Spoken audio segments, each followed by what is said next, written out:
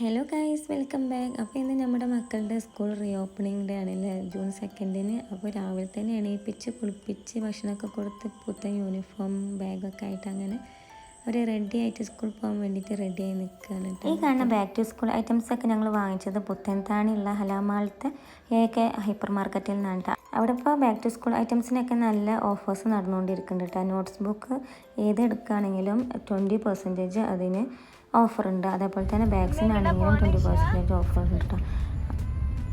ഇന്നത്തെ പ്രത്യേകത എന്താ? സ്കൂൾ തുറക്കൽ മാത്രമല്ലോ.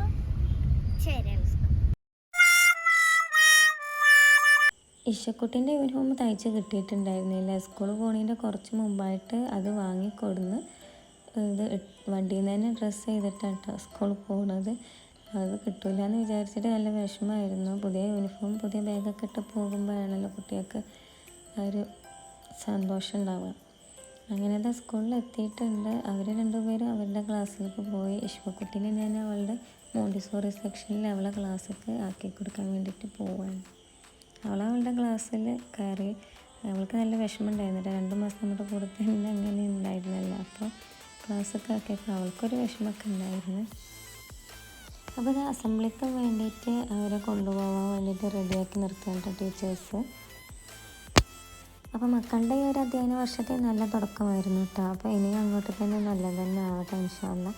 അപ്പോൾ ഇന്നത്തെ വീഡിയോ ഇത്രയേ ഉള്ളൂ. അപ്പോൾ വീഡിയോ ഇഷ്ടമായി ലൈക്ക് ചെയ്യുക, ഷെയർ ചെയ്യുക, കമൻറ്റ് ചെയ്യുക, സബ്സ്ക്രൈബ് ചെയ്യാൻ ഒരിക്കലും മറക്കല്ലേ. Okay, by.